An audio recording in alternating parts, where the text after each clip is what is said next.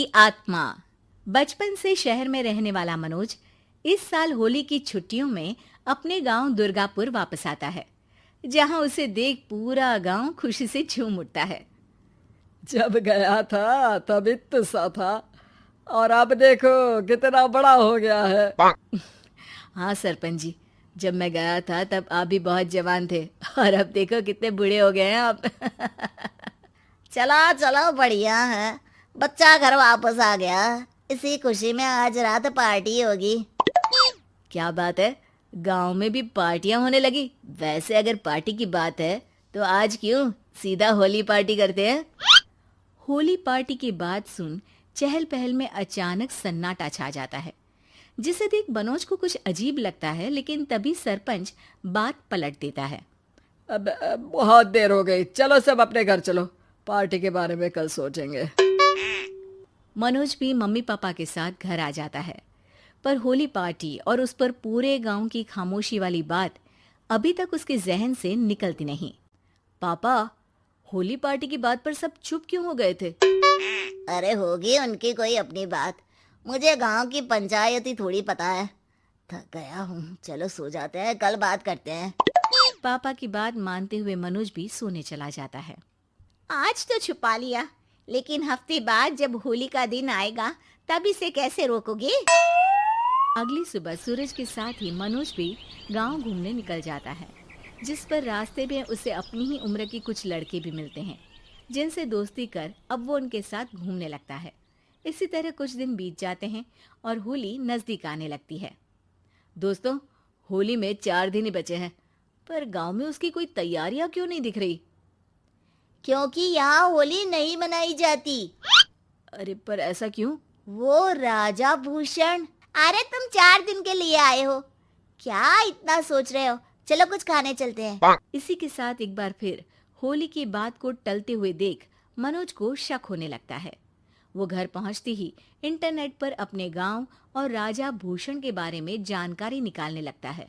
क्या? मुझे आज तक ये नहीं पता था। ऐसा कैसे? किसी ने मुझे कुछ बताया क्यों नहीं? सारी जानकारी लेने के बाद मनोज गांव वालों या अपने मम्मी पापा से कुछ पूछे बिना खुद ही उसकी सच्चाई के बारे में छानबीन करने लगता है, जिसके चलते वो राजा भूषण की हवेली में पहुंचता है। वाह, क्या हवेली है यार। पर क्या यहाँ सच में कोई भूत है? हेलो भूत जी, कोई है क्या? हम इस साल गांव में होली सेलिब्रेट कर रहे हैं, क्या आप उस पर थोड़ा इंटरव्यू देंगे? मनोज के ऐसा बोलते ही गांव में तूफान उठ जाता है और हवेली में रखी सारी चीजें हिलने लगती है। एक अदृश्य शक्ति मनोज को धक्का देकर हवेली से बाहर निकाल दरवाजा बंद कर लेती है। ये सब देख मनोज हैरान रह जाता है। क्या अभी मुझे हवा ने धक्का देकर बाहर निकाल दिया? मेरे होते हुए इस गांव में कभी होली नहीं मन सकती, इसलिए दोबारा ऐसी कोशिश भी मत करना, अंजाम बुरा होगा।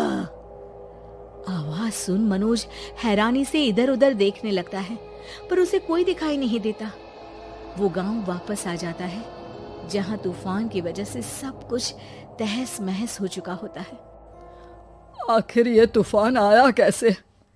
ना ऐसा कोई मौसम था और ना ही हमने होली का त्योहार मनाने की बात की थी। सरपंच की बात पर कोई रिएक्शन दिए बिना मनोज चुपचाप अपने घर चला जाता है।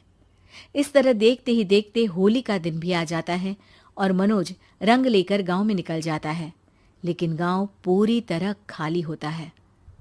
अरे त्योहार का दिन है, धूमधाम की जगह मातम क्यों मनाया हुआ है? मनोज की आवाज सुन सब अपने घर की खिड़कियां खोल के घर के अंदर से ही उसे वापस जाने के लिए कहने लगते हैं, पर वो किसी की नहीं सुनता। तुझे पहले भी समझाया था, अगर होली खेलने की कोशिश भी की तो अच्छा नहीं होगा। अरे बात मान लो बेटा, तुम्हें सच नहीं पता। मुझे सब पता है। सालों पहले इस राजा ने एक अंधविश्वास फैलाया और आप लोग आज तक उसे मानते आ रहे हो। अरे बेटा, जब तुम पैदा भी नहीं हुए थे उससे भी बहुत पहले से इस गांव पर होली का श्राप है। अगर गांव में होली का त्योहार मनाया जाता है तो प्रलय आना पक्की बात होती है। राजा भूषण इस सब में नहीं मानते थे और त्योहार मनाने लगे, जिसके चलते होली वाले ही दिन पहले उनके बेटे की और फिर उनकी मृत्यु हो गई। तभी से गांव की रक्षा के लिए उनकी आत्मा उस हवेली में रह रही है। सबकी बातें सुन मनोज उलझन में पड़ जाता है। सोचना भी मत मनोज, अगर तुमने इस परंपरा को तोड़ने की कोशिश भी की तो उसका परिणाम इस गांव और गांव के लोगों के लिए अच्छा नहीं होगा।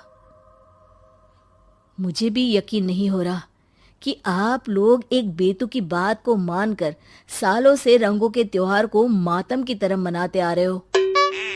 मनोज किसी की कोई बात ना मानते हुए पूरे गांव में रंग बिखेर देता है, जिसके तुरंत बाद वहां तूफान के साथ बिजलियां गरजने लगती है। अचानक मौसम में ऐसा बदलाव देख जहां मनोज कंफ्यूजन में आ जाता है, वहीं गांव वाले डर से सहम जाते हैं।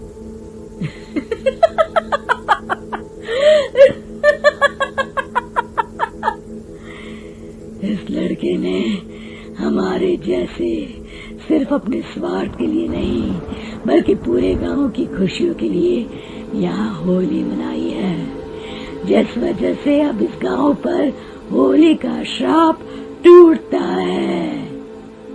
ऐसा बोलकर राजा का भूत वहां से गायब हो जाता है, जिसके बाद गांव के लोग धूमधाम से होली मनाते हैं। खुशियों के रंग गांव में बिखरे ही होते हैं कि अगली सुबह अचानक मनोज कहीं गायब हो जाता है और एक बार फिर गांव में होली का नया राज शुरू हो जाता है।